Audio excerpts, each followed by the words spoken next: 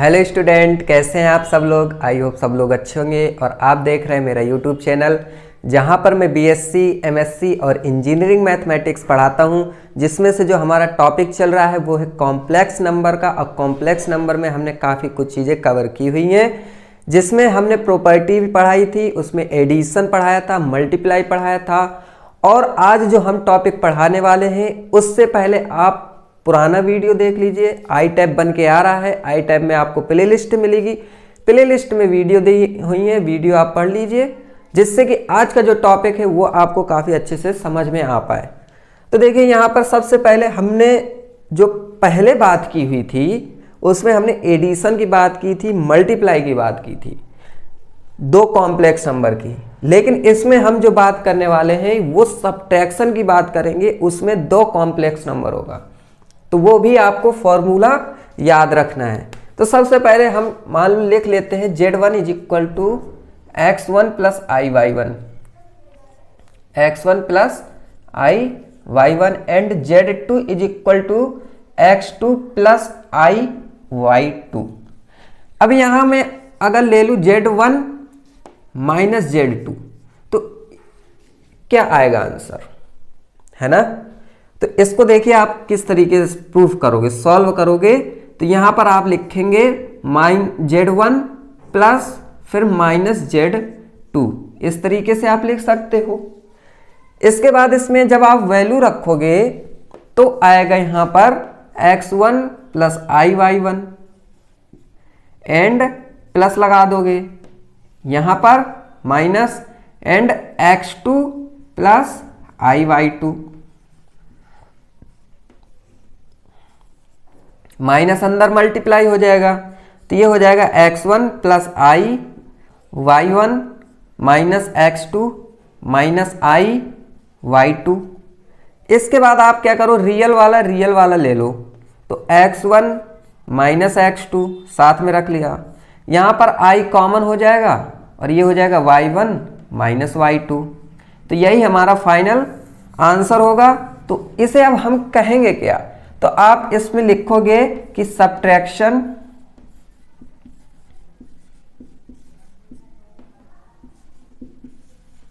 Of two complex number.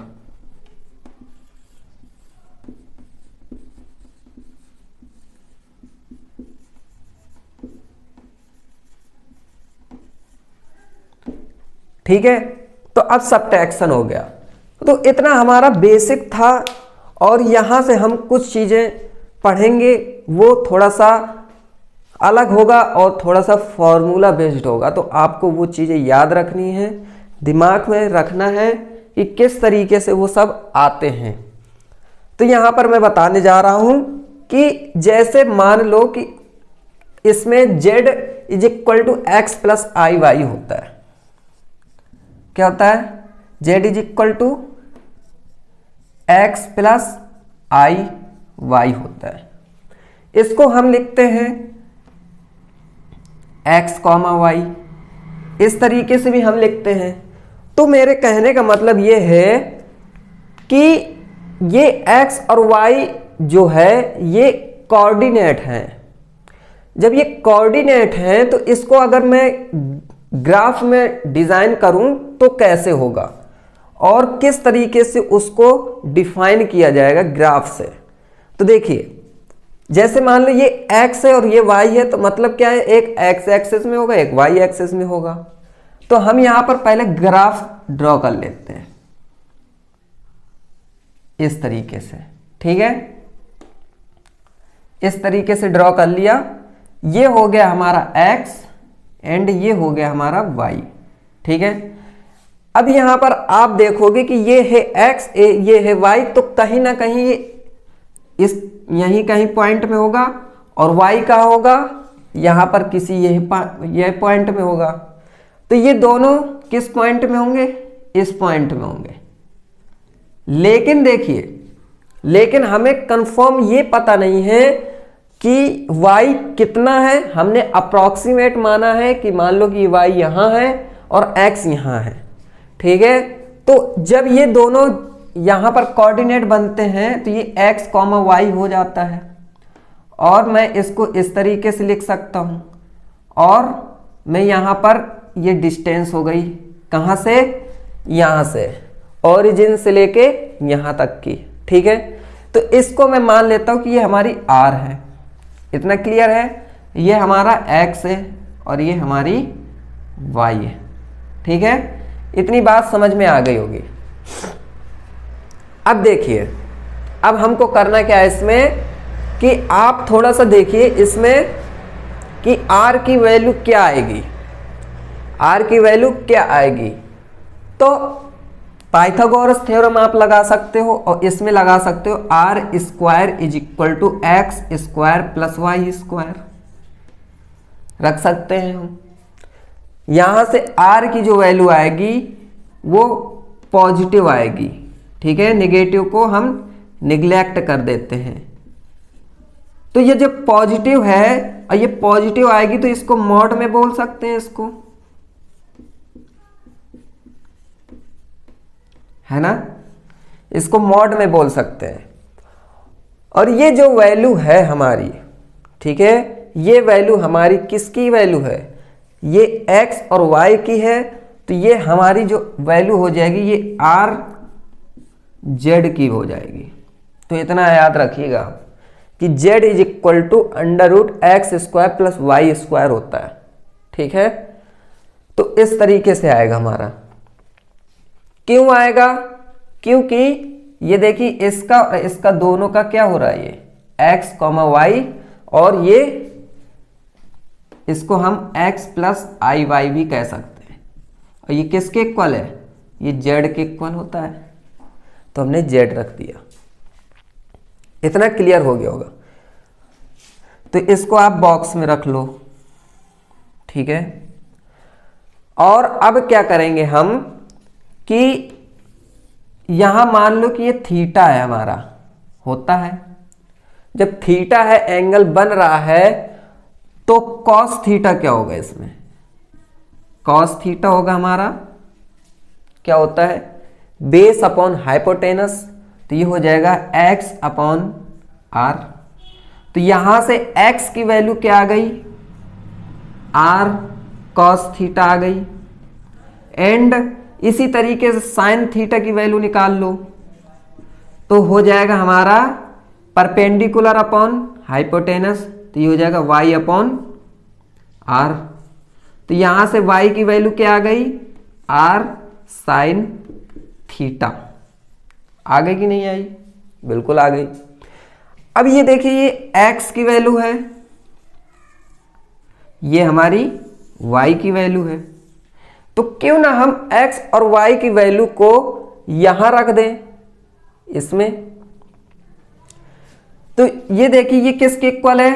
ये इसके equal है कि नहीं है? ये इसके इक्वल है।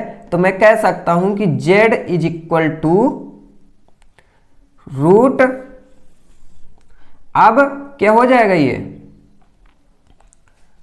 अब क्या हो जाएगा? ये x स्क्वायर है, तो x स्क्वायर मतलब r square cos theta square, r square cos theta square. आप एक काम करो, ये वैल्यू यहां ना रखो आप। ठीक है, ये वैल्यू आप यहां मत रखो, इसको ऐसे ही रहने दो। ठीक है, इसको ऐसे ही रहने देते हैं। और यहां पर हम क्या करते हैं कि ये जो वैल्यू है x और y की वैल्यू, ये हम x प्लस आई वाई में रखते हैं। ठीक है, x प्लस आई वाई में रखते हैं, जिसे हम कहते हैं कि ये z है और ये इज इक्वल टू होगा। अब x की वैल्यू क्या है? x की वैल्यू है हमारी r cos theta plus i, and y की वैल्यू क्या है? r sin theta. अब आप यहां पर देखेंगे कि ये r कॉमन हो जाएगा एंड ये हो जाएगा cos theta plus i sin theta. ठीक है, तो ये हमारा फॉर्मूला होता है। जेड इज इक्वल टू, ठीक है, जेड इज इक्वल टू, ये हमारा फॉर्मूला होता है। तो इसको हम क्या बोलेंगे, इसको हम बोलेंगे कि ये हमारा पोलर फॉर्म में है। किस फॉर्म में है ये हमारा? पोलर फॉर्म में है। तो आप ये लिख सकते हो कि this is called polar form, ठीक है, दिख रहा है नीचे, चलो दिख रहा है। This is called polar form, ठीक है, यहां पर लिखते हैं, थोड़ा सा और मुझे लिखना पड़ेगा एक्स्ट्रा।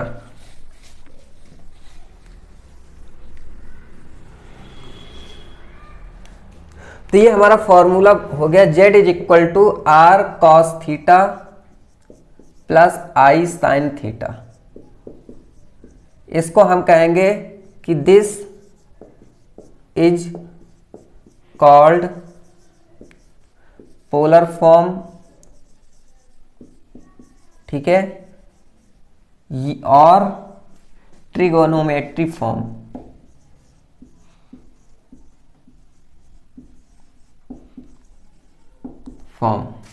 ठीक है, इतना हो गया। तो इसको हम पोलर फॉर्म में भी कह सकते हैं और ट्रिगोनोमेट्री फॉर्म में भी कह सकते हैं, ठीक है। तो ये हो गया हमारा। अब देखिए यहां पर और क्या होगा,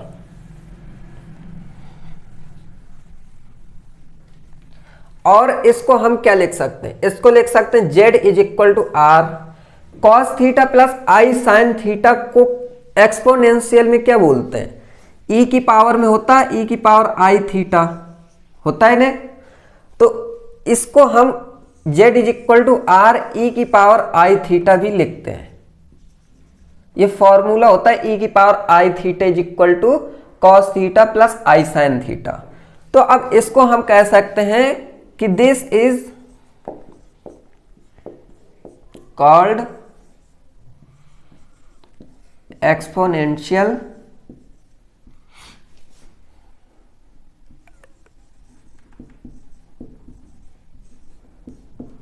फॉर्म, ठीक है।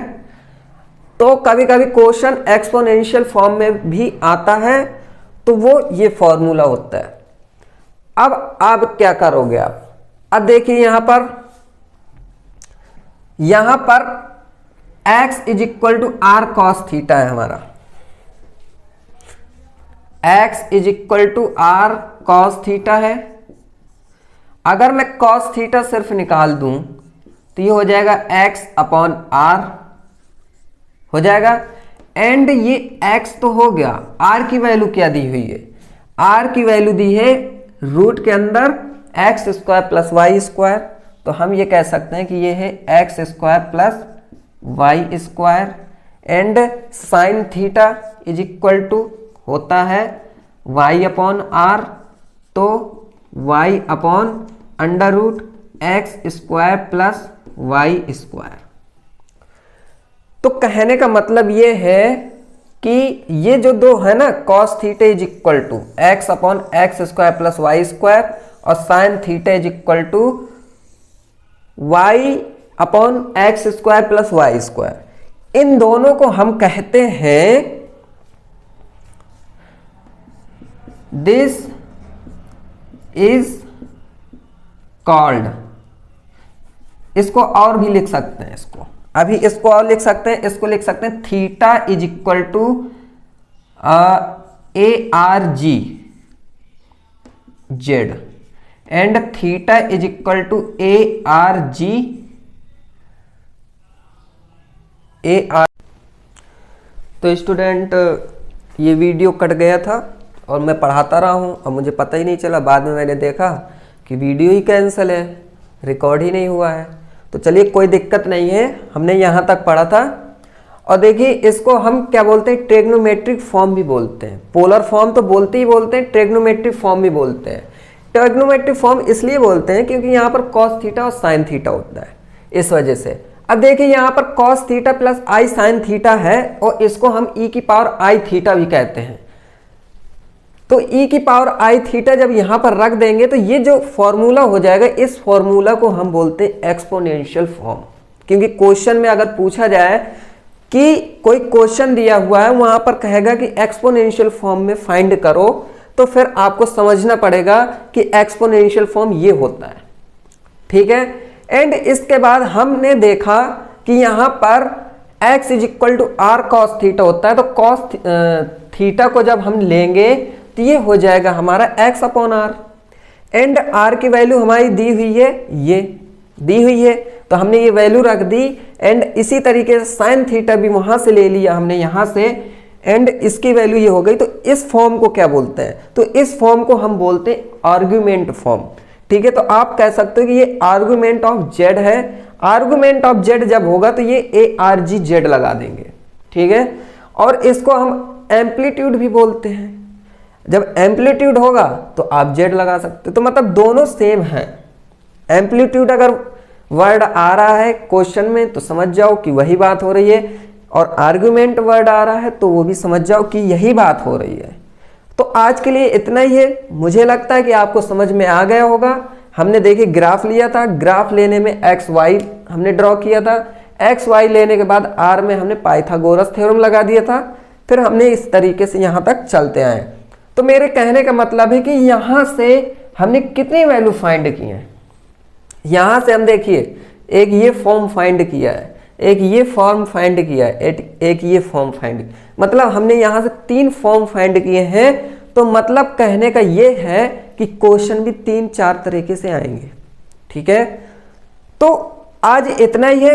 नेक्स्ट लेक्चर में हम पढ़ेंगे कॉन्जुगेट के बारे में पढ़ेंगे, और वहां पर हम कुछ नए क्वेश्चन भी लेके आएंगे, या फिर हम पहले नए क्वेश्चन पढ़ेंगे फिर कॉन्जुगेट समझाएंगे, ठीक है। तो वो कल समझेंगे। तो आज के लिए इतना ही है। मिलते हैं नेक्स्ट लेक्चर में। और वीडियो पसंद आया है तो वीडियो को लाइक कर लो और चैनल को सब्सक्राइब कर लो। चैनल सब्सक्राइब करना बहुत ही ज़रूरी है, क्योंकि अगर हमने कोई भी वीडियो डाली और इम्पॉर्टेंट है तो वो आपसे छूट जाएगी अगर चैनल सब्सक्राइब नहीं किया है। तो इसलिए पहले चैनल सब्सक्राइब कर लो, तो जिससे इम्पॉर्टेंट वीडियो आपको मिलती रहे टाइम पे और आप मिस ना कर पाओ, ठीक है। तो मिलते हैं नेक्स्ट लेक्चर में। तब तक के लिए खुश रहिए। Thank you very much and goodbye and all the best.